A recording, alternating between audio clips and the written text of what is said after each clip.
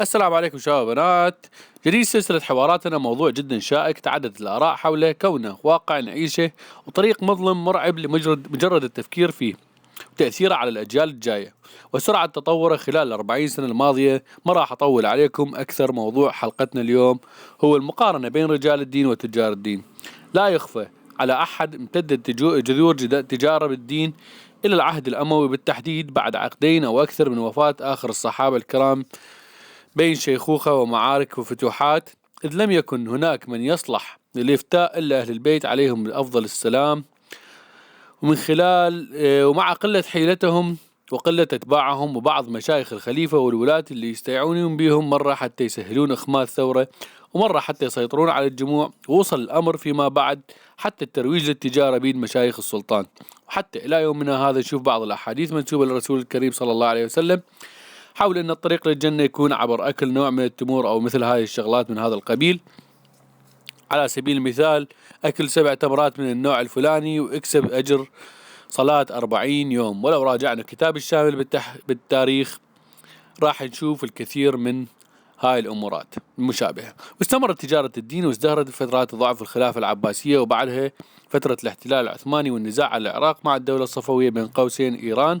وكانت ولا تزال فتاوي دائما مجهزة لخدمة السلاطين والرؤساء والملوك في كل الدول التي تدعي أنها إسلامية، ولكنها بالحقيقة تستخدم الدين الإسلامي كغطاء للحفاظ على كرسي الحكم أو الوصول إليه. واليوم اختلفت الصيغ والمسميات ولم يزل المضمون نفسه، كل دولة لها مفتيها اللي يفصل الدين على ما يناسب وسياسة الحاكم وأسياد الحاكم.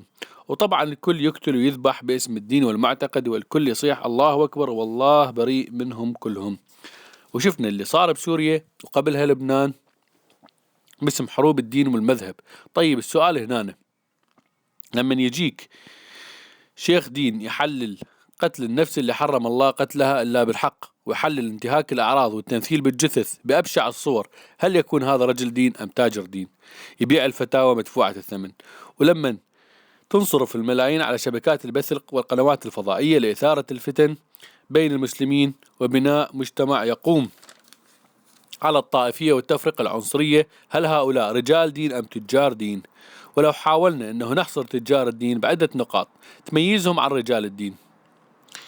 أولا، يكون اهتمامهم بالسياسة أكثر من اهتمامهم بالدين. ثانيا، يملك ميليشيا مستعد أن يحمل السلاح بوجه كل من يختلف وياه بالرأي. ثالثا، مستعد أن يساوم على الحق في سبيل مصلحته. رابعا، يسج بنفسه صراعات إقليمية طائفية ويدعمها فتاوي يروح بسببها الآلاف من ولد الخايبة.